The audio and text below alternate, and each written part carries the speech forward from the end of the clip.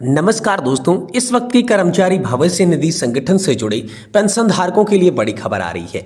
जी हां दोस्तों, ईपीएफओ का नया अपडेट आया है कि न्यूनतम ईपीएस पेंशन 7,500 रुपये होगी। वो सब कुछ जो कि आपको जानना चाहिए कि आखिरकार 7,500 रुपये की पेंशन जो है वो क्या आपको कैसे मिल सकती है, किस प्रकार मिलेगी, किन किन कर्मचारी पेंशन धारकों को देखने को मिलेगी, इसके बारे में हाल फिलहाल में कर्मचारी भविष्य निधि संगठन की ओर से बड़ा अपडेट आया है। तो इस खबर की पूरी तरीके से हम यहाँ पर जो है जानकारी आपको देने वाले हैं। इसके अलावा एक और बड़ी खबर आप सभी के लिए आई है कि 50,000 रुपये का अब आप सभी को लाभ जो है वो मिलेगा। कर्मचारी भविष्य निधि संगठन के सदस्यों के लिए यहाँ पर बड़ी खबर आ रही है। तो किस तरीके से 50,000 रुपये का लाभ मिलेगा, ये कौन सा लाभ है जिसकी बात यहाँ पर की जा रही है, इसके बारे में बात करेंगे कि ईपीएफओ ने किस अपडेट के तहत आपको 50,000 रुपये यहाँ पर जो है देने का प्रावधान कर दिया है। 50,000 रुपये का लाभ मिलेगा। और इसके अलावा हम एक और बात करेंगे ईपीएफओ के बड़े फैसले की, जिसमें 7 लाख से अधिक सदस्यों को उच्च पीएफ पेंशन से वंचित कर दिया गया है, यानी कि उन्हें अब हायर पेंशन नहीं मिलेगी। तो वह कौन कौन से 7 लाख पेंशन धारक हैं जिनको हायर पेंशन का लाभ नहीं दिया जाएगा। ईपीएफओ ने कौन सा बड़ा फैसला लिया जिसके तहत 7 लाख से भी अधिक लोगों के हायर पेंशन के जो आवेदन थे वो रिजेक्ट कर दिए गए, और इसके पीछे कारण क्या है, क्यों नहीं मिल रहा है, यह भी जानकारी देंगे। इसीलिए अगर आप पीएफ के मेंबर्स हैं, यानी कि आपका भी पीएफ खाता है, आप कर्मचारी भविष्य निधि संगठन के तहत आती हैं, तो ये आपके लिए वीडियो बहुत ज्यादा खास होने वाला है, विशेषकर पेंशन धारकों के लिए खास होने वाला है। तो अब हम बात करते हैं सबसे पहले बड़ी खबर की, लेकिन इससे पहले आपसे निवेदन करेंगे कि चैनल को आप सब्सक्राइब कर दें, वीडियो को आप लाइक कर दें और वीडियो को अंत तक जरूर वॉच करिएगा। आप काट छाट कर देखेंगे जिससे आपको पूरी समझ में नहीं आएगी जानकारी, तो आप वीडियो शुरुआत से लगाकर अंत तक देख लीजिए, जिससे जो भी अपडेट आपके लिए कर्मचारी भविष्य निधि संगठन की ओर से आई है जो कि पेंशन धारकों के लिए खास है, वो आप सभी जो है सही सटीक और तथ्यों पर आधारित देख पाएंगे। तो चलिए पहली बड़ी खबर की ओर चलते हैं, जानते हैं कि कर्मचारी भविष्य निधि संगठन का कौन सा अपडेट आया है जिसमें न्यूनतम ईपीएस पेंशन आप सभी के लिए 7,500 रुपये हो सकती है। वो सब कुछ बताएंगे, आप सभी को कंप्लीट प्रोसेस बताएंगे। पेंशन धारकों केंद्र सरकार ने वित्तीय वर्ष 2024-25 के लिए ईपीएफ में जमा रकम पर ब्याज दरों में कोई बदलाव नहीं किया है। इस बार सरकार ने ब्याज दरें 8.25 यहाँ पर फीसदी तक बरकरार रखी है। ऐसे में क्या आप जानते हैं कि कर्मचारी भविष्य निधि संगठन पीएफ खाता धारकों को दी जाने वाली न्यूनतम पेंशन की राशि में बढ़ोतरी का ऐलान कर रहा है। जी हाँ दोस्तों, आपको बता दें कि 2014 में केंद्र सरकार ईपीएफओ द्वारा संचालित कर्मचारी पेंशन योजना यानी कि ईपीएस 95 के तहत न्यूनतम पेंशन की राशि 1,000 रुपए तय कर रखी थी। कर्मचारी अपने वेतन का 12% ईपीएफओ के तहत भविष्य निधि में जमा भी करती हैं।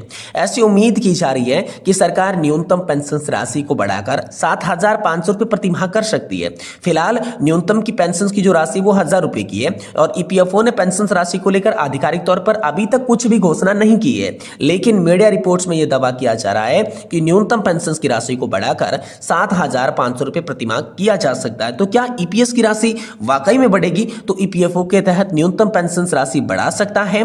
पीएफ कर्मचारी संघों द्वारा सीधे न्यूनतम पेंशन राशि 1,000 रुपए से बढ़ाकर 7,500 रुपए किए जाने की मांग लगातार हो रही थी, क्योंकि मोदी सरकार ने 8वें वेतन आयोग को मंजूरी दे दी है। इसलिए ईपीएस के तहत निजी कर्मचारियों को दी जाने वाली राशि में भी बढ़ोतरी की घोषणा की जा सकती है। फिलहाल 36,60,000 से अधिक पेंशन भोगियों को इसका लाभ मिल रहा है। मोदी सरकार हर साल पीएफ कर्मचारियों को ब्याज देने का ऐलान करती है। इस बार ईपीएफओ ने 8.25% ब्याज देने का ऐलान किया। सरकार जल्दी इसकी रकम भी हम सभी के खातों में ट्रांसफर कर सकती है, लेकिन यहां पर 7,500 रुपए की पेंशन की बात करें तो अभी तक यह प्रस्ताव के तौर पर है, अभी तक तमाम मीडिया रिपोर्ट्स की बात है, लेकिन न तो कर्मचारी भविष्य निधि संगठन ने और न ही सरकार ने इसको लेकर कोई आधिकारिक घोषणा की है। तो तब तक आप यहां किसी भी खबर पर, किसी भी अफवाह पर विश्वास नहीं करें जब तक कि आधिकारिक तौर पर इसका ऐलान कर्मचारी भविष्य निधि संगठन या फिर केंद्र सरकार नहीं कर देती है। तो फिलहाल ये एक प्रस्ताव के तौर पर आप सभी के लिए सामने आ रहा है, लेकिन कर्मचारी भविष्य निधि संगठन की ओर से एक बड़ी खबर और भी आ रही है, जिसमें 7 लाख से अधिक सदस्यों को उच्च पेंशन से वंचित कर दिया गया है, यानी कि हायर पेंशन से बिल्कुल भी वंचित कर दिया गया है। कर्मचारी भविष्य निधि संगठन ने कुछ पीएफ सदस्यों के लिए जो है बड़ा फैसला लिया है। ईपीएफओ ने वेतन के अनुपात में उच्च पेंशन की मांग करने वाली 17,49,000 आवेदकों में से 7,35,000 आवेदकों को बाहर कर दिया है, यानी कि 7.35 लाख लोगों को उच्च पेंशन से अघोषित कर दिया गया है। केवल 24,006 सदस्यों को उच्च पेंशन मिलती है। अन्य का क्या है, इसको लेकर बात करें तो सुप्रीम कोर्ट द्वारा कुछ समय पहले लिए गए फैसले में 2 साल बाद अब केवल 24,000 सदस्यों को ही उच्च पेंशन का लाभ मिल पाया है। इस बीच कर्मचारी भविष्य निधि संगठन अभी भी इस पेंशन की मांग करने वाले 2.14 लाख आवेदकों की जांच कर रहा है, जबकि 2.24 लाख आवेदकों के नियोक्ता द्वारा पेंशन निकाय को भी भेजा जाना अभी बाकी है। तो ईपीएफओ ने क्यों लिया यह फैसला, इसकी बात करें तो द हिंदुज की एक रिपोर्ट के अनुसार यहां पर ईपीएफओ को डर है कि उसे उच्च पेंशन के लिए कुल आवेदकों में से 50% को भुगतान करने के लिए 1,86,920 करोड़ रुपए खर्च करने पड़ सकती हैं। हाल ही में एक बैठक में केंद्रीय न्यासी बोर्ड यानी कि सेंट्रल बोर्ड ऑफ ट्रस्टीज को भेजे गए एक नोट में पेंशन निकाय में मौजूद स्थिति पर एक बीमांकक विश्लेषण जो है वो प्रस्तुत किया, लेकिन कर्मचारियों के प्रतिनिधियों ने इसे अधूरा बताया। उन्होंने विस्तृत जो है विश्लेषण मांगा। तो ईपीएफओ ने अभी 2.14 लाख आवेदनों की जो समीक्षा है वो करनी शुरू कर दी है, लेकिन जो यहाँ पर मैं बात करूं तो 7,35,000 ऐसे आवेदक थी जिनको हायर पेंशन से वंचित कर दिया गया है। उनके आवेदनों को यहाँ पर जो है अघोषित कर दिया गया है, निरस्त कर दिया गया है। ये बड़ी खबर आ रही है। वहीं एक और बड़ी खबर कर्मचारी भविष्य निधि संगठन की ओर से आई है कि 50,000 रुपए का अब जो है आपको लाभ मिलेगा। क्या बड़ी खबर है, चलिए जानते हैं। देखिए, कर्मचारी भविष्य निधि संगठन ने कर्मचारी जमा लिंक्ड बीमा योजना में कुछ महत्वपूर्ण बदलाव किए हैं। केंद्रीय श्रम मंत्री मनसुख मांडविया की अध्यक्षता में केंद्रीय न्यासी बोर्ड यानी सीबीटी की 237वीं बैठक के दौरान इन बदलावों को हरी झंडी दे दी जा चुकी है। मंत्रालय ने घोषणा की है कि सीबीटी ने उन लोगों के लिए न्यूनतम मृत्यु लाभ को मंजूरी दे दी है जिसका मृत्यु उनकी सेवा से पहले वर्ष में हो जाती है। यदि कोई पीएफ सदस्य लगातार 1 वर्ष की सेवा पूरी करने से पहले मर जाता है तो लाभार्थी को न्यूनतम 50,000 रुपए का जीवन बीमा भुगतान मिलेगा।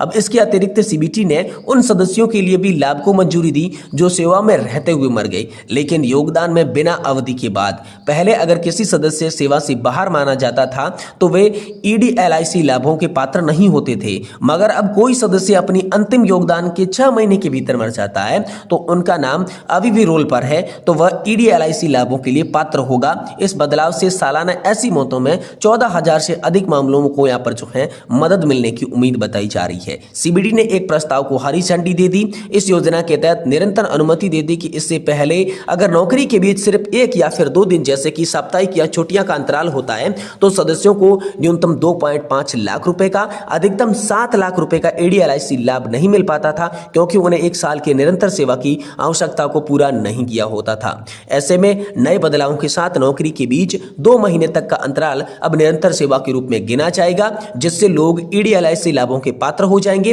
इस अपडेट से हर साल सेवा में संबंधित मौतों से जूझ रहे 1,000 से अधिक परिवारों को मदद मिलने की संभावना है। साथ ही अनुमान लगाया जा रहा है कि इन संशोधन के कारण सेवा संबंधी मौतों में 20,000 से ज्यादा मामलों में सालाना ईडीएलआईसी के तहत ज्यादा लाभ देखने को मिलेगा। कर्मचारी भविष्य निधि संगठन निकासी प्रक्रिया की काफी सरल कर दी गई है, खासकर ऑनलाइन विकल्पों के साथ।